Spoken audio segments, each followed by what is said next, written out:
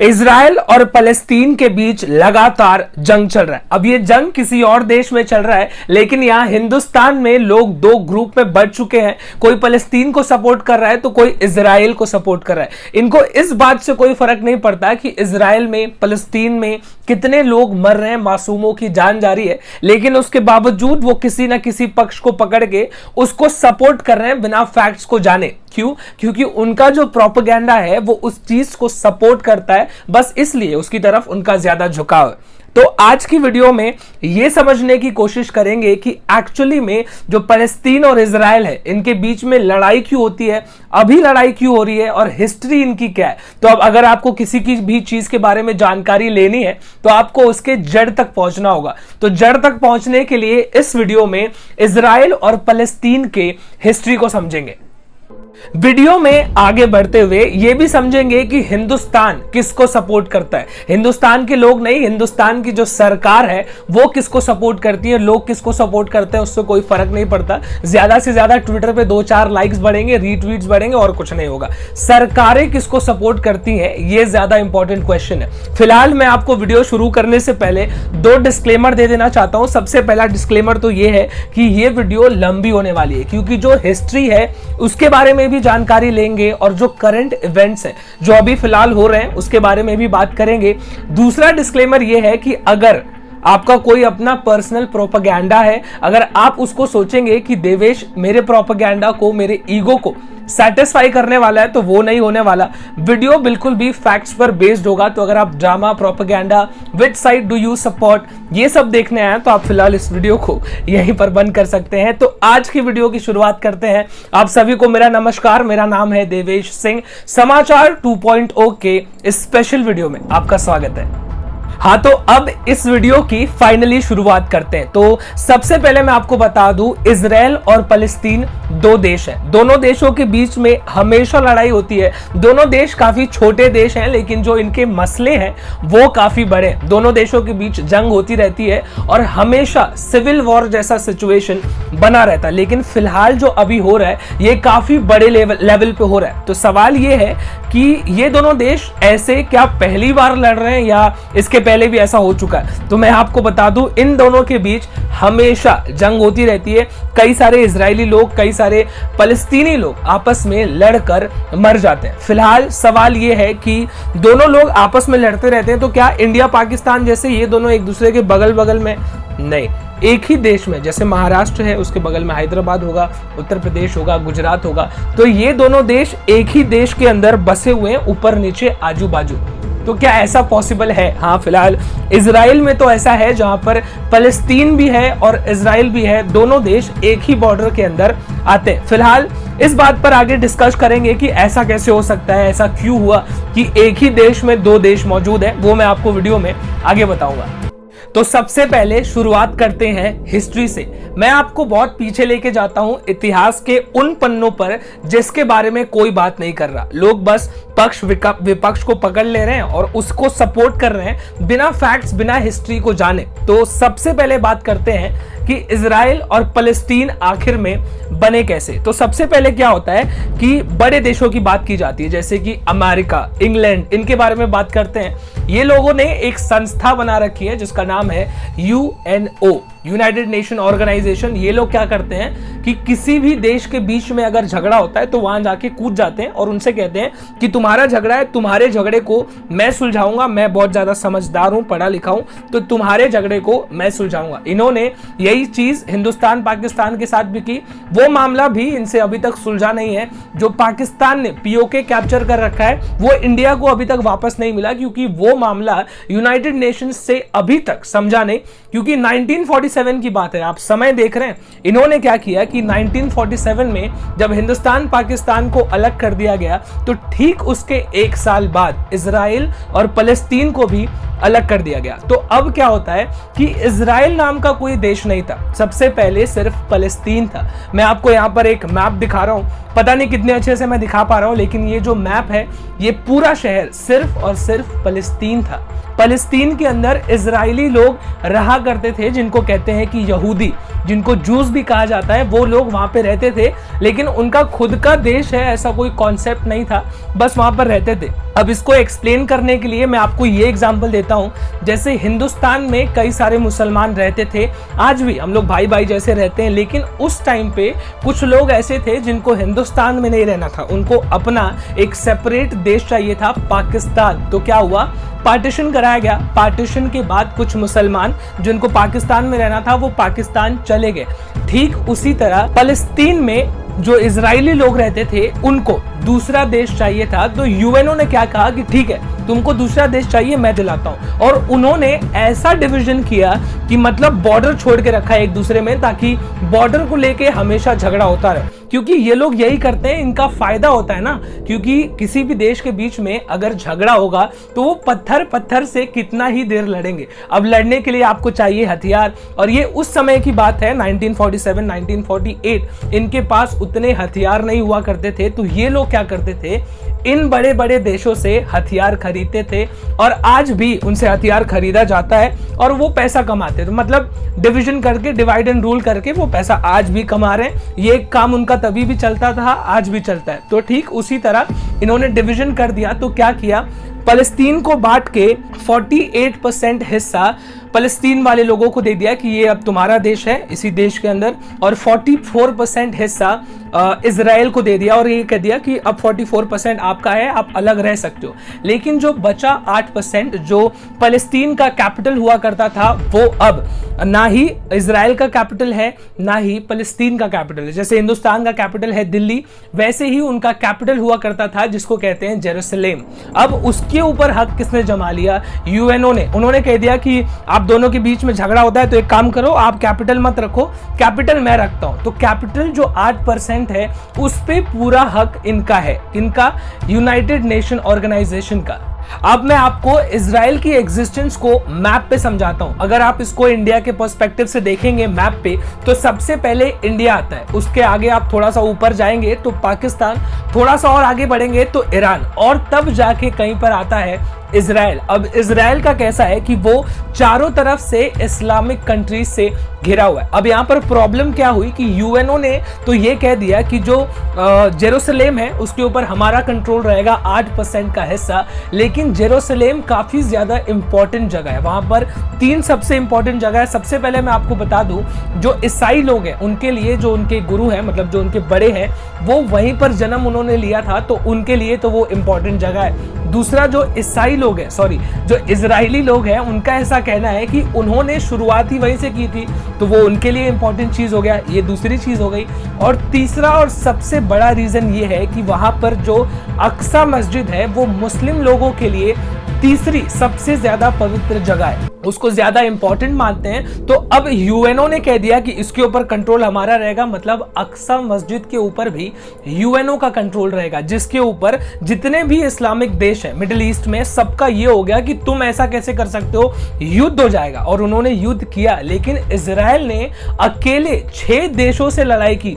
6 countries उनके ऊपर आए थे हमला करने, लेकिन इजराइल ने सबको धो दिया अकेले। आप सोच के देखिए, इजराइल इतना छोटा देश जिसके पास उस समय इतने ज्यादा एडवांस टेक्नोलॉजी भी नहीं थी, लेकिन उसके बावजूद उसने उन सबको हरा दिया। क्यों? क्योंकि जो उनकी लड़ाई है वो लड़ाई एग्जिस्टेंस की है। क्योंकि जब आप किसी भी चीज को बढ़ाने की कोशिश करते हैं, जैसे कि मान लीजिए कि आपको और जमीन लेनी है, हड़पनी है, तो आप उतना ज्यादा टफ फाइट नहीं मारेंगे जितना टफ फाइट वो आदमी मारेगा जिसको जिंदा रहना है। यानी कि अगर इजराइल वहां से खत्म हो जाता है तो इजराइल का पूरे दुनिया के नक्शे से एग्जिस्टेंस ही खत्म हो जाएगा। इजराइल ही सिर्फ एक ऐसा देश है जहां पर जूस लोग रहते हैं, ठीक है। तो इन्होंने अपनी जंग जीत ली, उसके बाद 44% हिस्सा इजराइल का हो गया, 48% फलस्तीन का, और जो बाकी का 8% बचा उस पे यूएन का कंट्रोल हो गया। लेकिन आप इतिहास के पन्ने उठाकर देख लीजिए, इजराइल ने हमेशा फलस्तीन को उकसाया है, और फलस्तीनों ने क्या किया है कि उनके पास तो कोई आर्मी नहीं है, कोई एयरफोर्स नहीं है, नेवी नहीं है, क्योंकि इजराइल ने ऐसा रूल बना के रखा है कि फलस्तीन कोई भी आर्मी नहीं रख सकता, कोई नेवी नहीं रख सकता, और ये क्या करते हैं, पत्थर से हमला करते हैं। जो फलस्तीन लोग हैं उनके पास और कुछ तो हथियार है नहीं, तो वो लोग पत्थर से हमला करते हैं। इसका फायदा इजराइल उठाता है। इजराइल क्या करता है, उनको उकसाता है, और वो लोग उकस जाते हैं, मतलब गुस्सा हो जाते हैं, और वो क्या करते हैं, हमला करना शुरू कर देते हैं। और इजराइल बहुत ज्यादा स्मार्ट है, वो उनके ऊपर बॉम्ब से हमला करता है और उनकी जमीन हथिया लेता है। मैं आपको मैप पर दिखा के समझाऊंगा कि सबसे पहले इजराइल को कितना मिला 44% और फलस्तीन को 48%, लेकिन इजराइल उनके ऊपर हमला करता रहता है, दोनों के बीच में लड़ाई होती है। और इतिहास के पन्ने आप जितना उठा के देखना चाहें, फलस्तीन कभी भी कोई भी जंग नहीं जीता है, सिर्फ उसको हार मिली। लेकिन उसके बावजूद फलस्तीन ने इस बात को नहीं समझा, इजराइल के चालाकी को उन्होंने नहीं समझा और वो लगातार जंग करने के लिए तैयार रहते हैं। इजराइल वाले उनके ऊपर हमला करते हैं और उनकी जमीन को कब्जा कर लेते हैं। मैप पे समझिए, सबसे पहले 48% था फलस्तीन, लेकिन जीतते जीतते जंग को जीतते जीतते इजराइल ने उनका हिस्सा कम कर दिया। सबसे पहले 48% से उनको 22% पे ला दिया, लड़ते लड़ते जमीन छीनते छीनते, फिर उसके बाद उनको गिरा के 12% पे कर दिया। यानी कि फलस्तीन अब सिर्फ और सिर्फ 12% है। वो फलस्तीन जो 100% हुआ करता था, उसके बाद वो 48 हो गया, 22 हो गया और अब वो 12% पे आके खड़ा है। तो अब कोई भी देश हो यार, आप उन्हीं के देश में घुस के उन्हीं को मारते जा रहे हैं, उनकी जमीन छीनते जा रहे हैं, तो कोई भी देश होगा तो डीमोटिवेट तो हो ही जाएगा। तो अब फलस्तीन का फिलहाल यही हाल है जो इजराइल ने कर रखा है। लेकिन यार, अब ऐसे कैसे हो सकता है कि किसी भी मस्जिद में बहुत सारे लोग पहुंचते हैं और अचानक से प्रोटेस्ट करना शुरू कर देते हैं बिना किसी मतलब के? ऐसा तो हो नहीं सकता। डेफिनेटली इसके पीछे कोई वजह रही होगी जिसने इनको उकसाया होगा प्रोटेस्ट करने के लिए। वो वजह है और वो वजह मैं आपको एक्सप्लेन करता हूं। अब जैसे जो जेरूसलेम है, जो 8% हिस्सा जो यूएनओ के कंट्रोल में आता है, उसमें एक जगह है जिसका नाम है शेख जरा। उसके ऊपर फिलहाल फलस्तीनी लोग रहते हैं, लेकिन जो सुप्रीम कोर्ट है इजराइल की, उसका ये कहना है कि वहां से लोगों को खाली करो क्योंकि उसके ऊपर इजरायली लोगों का हक है। कैसे? क्योंकि जब 150 साल पहले की बात है, ये 150 साल पहले जब ये लोग यूएनओ वालों ने कह दिया था कि हम आपको जमीन दिलाएंगे, इजरायली लोगों को आपको हिस्सा दिलाएंगे, तो इजरायली लोगों ने क्या किया, बहुत ज्यादा महंगे दामों पर जगह खरीदना शुरू किया। और ये वो जगह है शेख जरा, जहां पर 150 साल पहले उन्होंने उस पूरे इलाके को खरीद लिया था। अब सुप्रीम कोर्ट ने यह कह दिया कि उस हिसाब से ये जगह उनकी हुई, तो इस जगह को खाली करो। उन्होंने वहां पर बिल्डोजर भेज दिया, बिल्डिंग, बंगले, घर सबको तोड़ दिया गया और सारे फलस्तीनी लोगों को वहां से खाली करवाना शुरू कर दिया गया, जिसकी वजह से फलस्तीनी लोग काफी ज्यादा नाराज हैं। और ये पूरा प्रोटेस्ट जो अभी हो रहा है, कई सारी वीडियोस जहां पर आपने देखे होंगे मस्जिद के बाहर, ये सारी चीज इस वजह से हो रही है। अब जो लोग फलस्तीन को सपोर्ट करते हैं, उनके लिए एक बहुत ही बेहतरीन एग्जाम्पल खान सर ने अपनी वीडियो में बताया था। Shout out to Khan sir. अब कैसा है कि खान सर ने यह कह दिया कि फलस्तीनी लोगों का यह कहना है कि 150 साल पहले की बात को क्यों उठाया जा रहा है। अब 150 साल पहले वो जमीन आपने खरीदी थी, अब उसके ऊपर तो 150 साल से फलस्तीनी लोग रह रहे हैं ना, तो अब उनको ही रहने दो। ऐसा क्यों कह रहे हो कि नहीं 150 साल पहले हमने खरीदी थी तो वो जमीन हमारी हो गई। अब आप अगर ऐसा करेंगे तो बहुत सारे लोग यहां से वहां हो जाएंगे, अगर वो कॉन्सेप्ट यहां पर अप्लाई किया जाएगा तो। लेकिन ये वही लोग हैं जो टर्की में इस बात को सपोर्ट नहीं करते। जैसे वो यहां पर इस बात को सपोर्ट कर रहे हैं ना कि आपने खरीदा था तो चलो जाने दो, हमको ही रहने दो, ऐसा वो कह रहे हैं। लेकिन टर्की में बहुत साल पहले, मैं आपको एग्जांपल बता रहा हूं, टर्की में बहुत साल पहले एक राजा हुआ करते थे जिन्होंने क्या किया कि वहां पर एक चर्च था जिसको उन्होंने खरीद लिया बहुत सारा पैसा देके और उसको मस्जिद में कन्वर्ट कर दिया। लेकिन उसके बाद जब लोग बड़े हो गए, सिविलाइज्ड हो गए, मॉडर्न हो गए, तो उन्होंने कहा कि यार क्या चर्च और मस्जिद को लेके लड़ना, एक काम करो इसको हटाओ और यहाँ पर म्यूजियम बना दो। उसके बाद वहां पर टर्की में उसको म्यूजियम बना दिया गया। लेकिन जो अभी उसके प्रेसिडेंट, प्राइम मिनिस्टर थे, उनका ऐसा कहना है कि नहीं, बहुत साल पहले वो जमीन हमने खरीदी थी तो वहां पर म्यूजियम कैसे बनेगा, वहां पर तो मस्जिद ही बनना चाहिए। उसके बाद वहां पर मस्जिद बना दिया गया। तो ऐसा क्यों? जो मतलब जो लोग फलस्तीन को सपोर्ट कर रहे हैं ये कह के कि बहुत पहले वो जगह इजरायली लोगों की थी लेकिन अब तो वहां पर वो रहने दो। तो यही लोग यहाँ पर ऐसा नहीं कहते कि बहुत साल पहले वहां पर चर्च था तो इसको रहने दो, चर्च ही रहने दो, यहाँ पर मस्जिद बनाने की क्या जरूरत है। मतलब अगर आप दोनों साइड से गेम खेलेंगे तो कैसे चलेगा। ये मैं सिर्फ फैक्ट बता रहा हूं, अपना ओपिनियन नहीं शेयर कर रहा, ये फैक्ट है। तो इसी बात का मुद्दा है जो पूरे देश में फिलहाल फैला हुआ है। एनीवेज, मैं स्टोरी को कंटिन्यू करता हूं। तो क्या होता है कि बहुत सारे लोग मस्जिद में पहुंचते हैं नमाज पढ़ने के लिए। लास्ट नमाज रहती है, लेकिन नमाज पढ़ने के बाद वो वहां से जाते नहीं। और इजरायली पुलिस को भी इस बात के बारे में, इंटर डिपार्टमेंट को जानकारी होती है कि वहां पर एरिया को खाली कराया जा रहा है, तो कुछ ना कुछ ये लोग जरूर करेंगे। इसकी वजह से वहां पर पूरी सिक्योरिटी फोर्सेस को भेज दिया जाता है। और क्या होता है कि जब नमाज खत्म हो जाती है तो वो लोग वापस नहीं जाते, वहां पर प्रोटेस्ट करना शुरू कर देते हैं। और डेफिनेटली ये दोनों के बीच में, सिक्योरिटी फोर्सेस के बीच में और प्रोटेस्टर्स के बीच में कहासुनी होती है। यहाँ से पत्थर फेंका जाता है, तो वो लोग क्या करते हैं कि hand grenade, stunt grenade, smoke grenade, सारी चीजों का इस्तेमाल किया जाता है। आपने वीडियोस में देखा ही होगा। इसकी वजह से इजराइल के ऊपर इंटरनेशनल प्रेशर बिल्ट हो गया, चारों तरफ से इजराइल फंस गया, क्योंकि डायरेक्टली मस्जिद में ऐसे सारे आर्म्स एंड एम्यूनेशंस लेके घुसना बिल्कुल भी गलत बात है, जिसकी वजह से सब ने इस बात को कंडेम किया। यहां तक कि यूएन ने भी प्रेशर बनाया कि यार वो इलाके में मेरा कंट्रोल है, तो तुम लोग कैसे घुस सकते हो। फिर इंडिया ने भी सपोर्ट नहीं किया, क्योंकि इंडिया भी स्टैंड को लेके काफी ज्यादा न्यूट्रल है। उसका ये कहना है कि इजराइल को इस पूरे मामले को लेके न्यूट्रल रहना चाहिए, ताकि डेफिनेटली दंगा ना हो। अब इजराइल में एक और परेशानी है कि इजराइल में फिलहाल इलेक्शंस नहीं हुए। मतलब जो नेतन्याहू, जो वहां के प्राइम मिनिस्टर हैं, वो मतलब फुल तरीके से पावर में नहीं है, क्योंकि कोरोना की वजह से वहां पर इलेक्शंस को रोक दिया गया। अब स्टोरी को आगे कंटिन्यू करते हैं। आपने इंटरनेट पे देखा होगा कि इजराइल के ऊपर लगातार मिसाइल्स फायर किए जा रहे हैं। मैं आपको कुछ घंटे पहले का डेटा बताऊं तो इजराइल के ऊपर अभी तक 2500 मिसाइल्स फायर किए जा चुके हैं। लेकिन फलस्तीन के पास तो कोई आर्मी नहीं है, उनके पास कोई हथियार नहीं है, तो वो ऐसा कैसे कर रहे हैं। अब शुरुआत में क्या हुआ था कि जब फलस्तीन को डिवाइड किया गया तो 48% जमीन फलस्तीन को मिल गई, लेकिन इजरायलियों ने उनके ऊपर हमला कर करके उनकी जमीन कब्जा करना शुरू किया, तो वो डिवाइड हो गया। थोड़ा सा इधर फलस्तीन है, थोड़ा सा इधर है। तो जो राइट साइड में फलस्तीन है, उसी में वो मस्जिद है, वहां उसी में वो जगह है जहां पर से लोगों को खाली किया जा रहा है। सब कुछ यहाँ पर है। जो राइट साइड में एक छोटा सा जगह है, उसको कहते हैं गाजा। उसके अंदर एक टेररिस्ट ऑर्गेनाइजेशन है।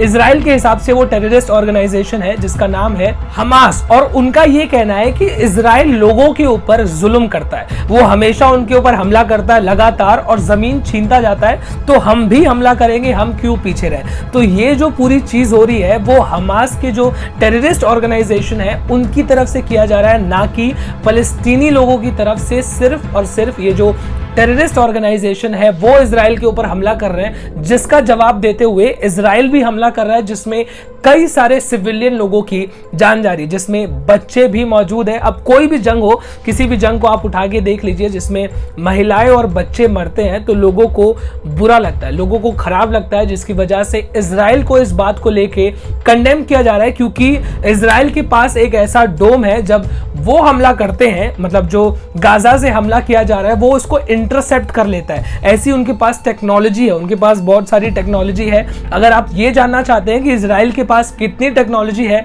तो उसके ऊपर मैं एक सेपरेट वीडियो बना दूंगा, क्योंकि इजराइल टेक्नोलॉजी में काफी आगे। इंडिया में भी आज कई सारी टेक्नोलॉजी इजराइल से इंपोर्ट की जाती है, इतना बेहतरीन उनके पास टेक्नोलॉजी है। फिलहाल जो डोम की मैं बात कर रहा हूं वो ऐसा डोम है कि जब गाजा वाले हमला करते हैं तो यहां से वो इसको इंटरसेप्ट कर लेता है और यहां से वो जाता है। बहुत सारे लोगों को ऐसा लगता होगा कि वहां से मिसाइल आती है, ये उसमें जाके लड़ जाता है और वो उसको आसमान में फोड़ देता है। नहीं, ऐसा नहीं होता है। कैसा होता है, वो जो मिसाइल फायर करते हैं, वो मिसाइल आती है, ये मिसाइल यहां से इंटरसेप्ट उसको कर लेती है, डोम उसके पास जाती है, उसके पास जाके वो फट जाता है, और जब वो उसके पास जाके फटता है तो उसका पूरा पावर ही चला जाता है, वो भी अलग जगह पर जाके फट जाता है। तो ऐसा होता है। उनके पास जो मिसाइल है, जो गाजा वाले लोग फायर करते हैं, वो बहुत सस्ती मिसाइल है। मतलब वो इतना ज्यादा लोगों के ऊपर हमला नहीं कर सकता, मतलब किसी देश को उड़ा दे, वो इतना ज्यादा पावरफुल भी मिसाइल नहीं है। उसकी कीमत है 3 लाख रुपए। उसमें कोई टारगेट सेट नहीं कर सकते, आप खेत में रख के चला दो, उसमें कोई टारगेट वारगेट सेट करने की जरूरत नहीं है। इसी तरीके से फलस्तीन के पास कोई बम नहीं है मारने को, उनके पास सिर्फ मारने को पत्थर है। जो बॉम्ब मारे जा रहे हैं वो गाजा की तरफ से मारे जा रहे हैं, उनके जो टेररिस्ट ऑर्गेनाइजेशन है उनकी तरफ से मारा जा रहा है।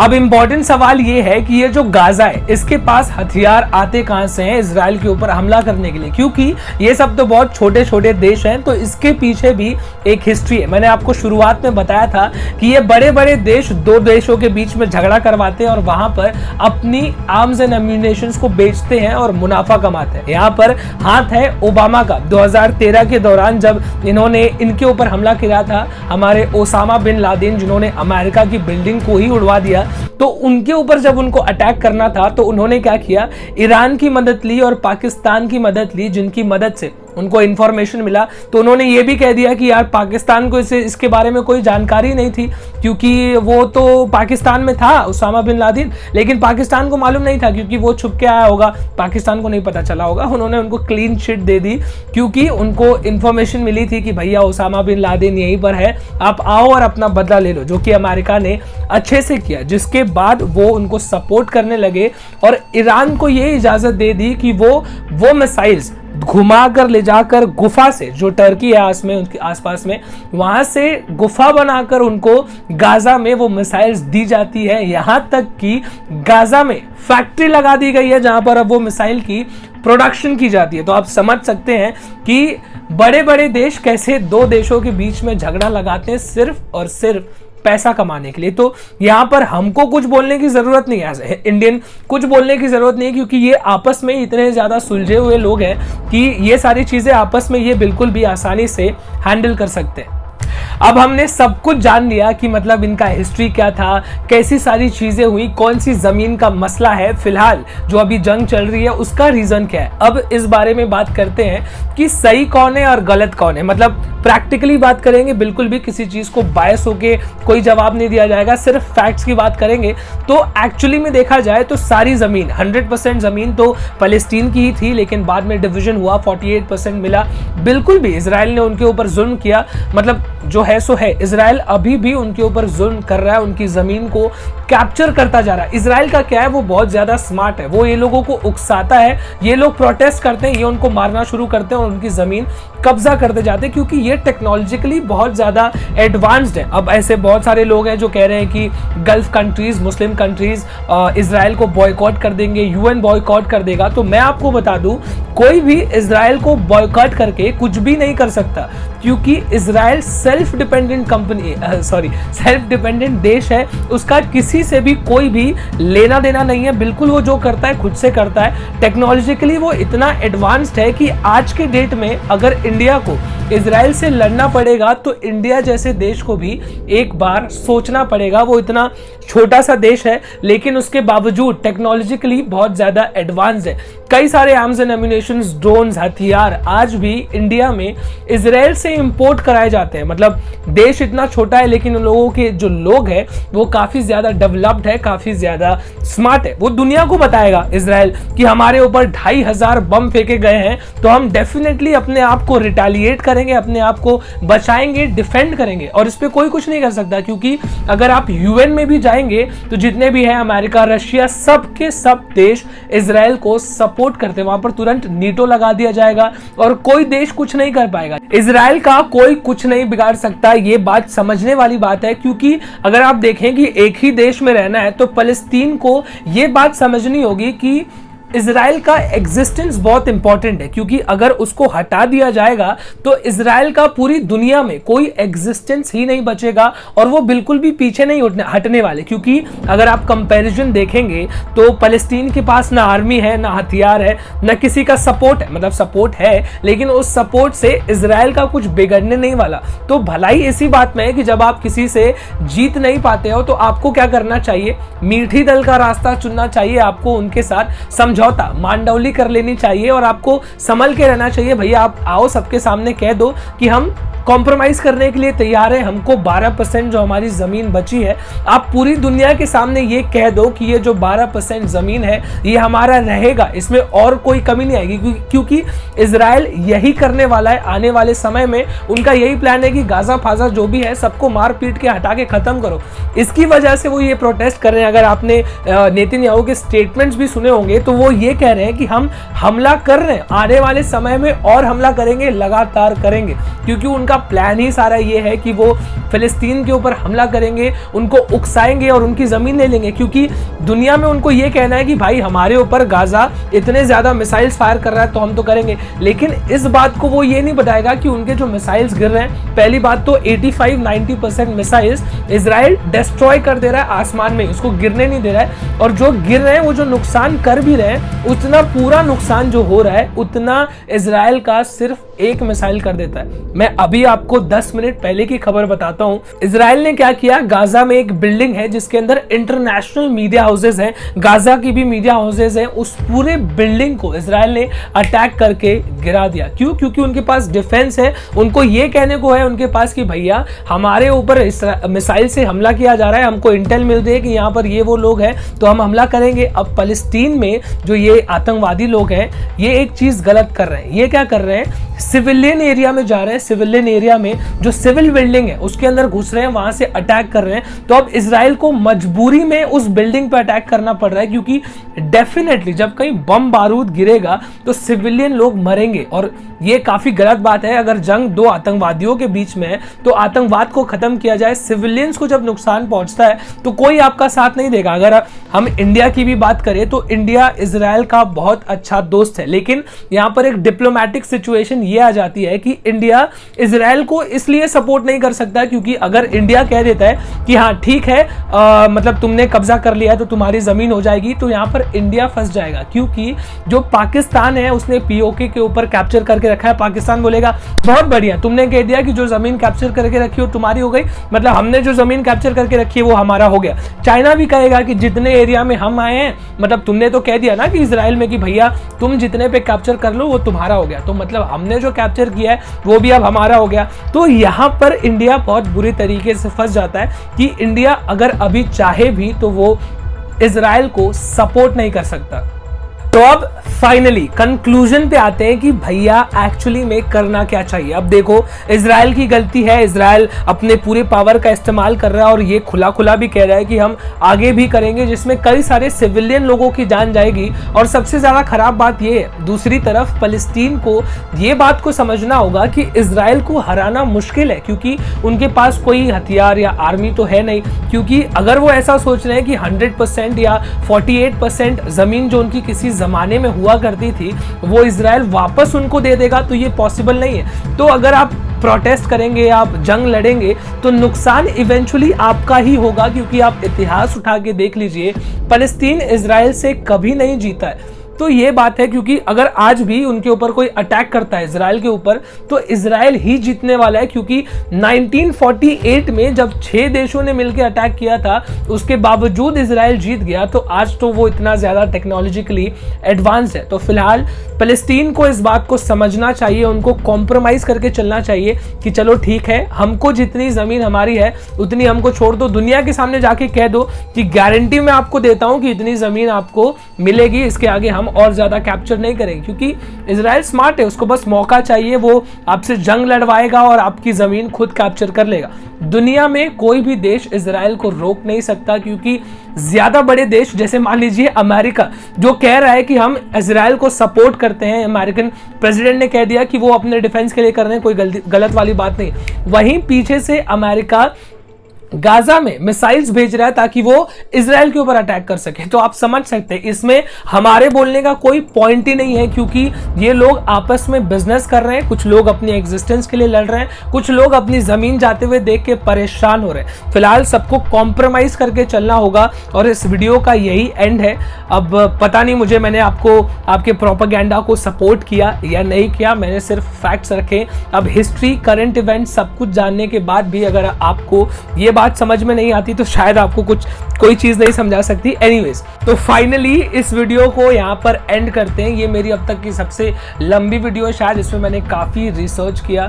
तो अगर आपको मेरी ऐसी इंफॉर्मेटिव वीडियो पसंद आती है तो आप मेरे चैनल को सब्सक्राइब कर सकते हैं। कल आपसे फिर से मुलाकात करेंगे, तब तक के लिए this is me Devesh Singh signing off.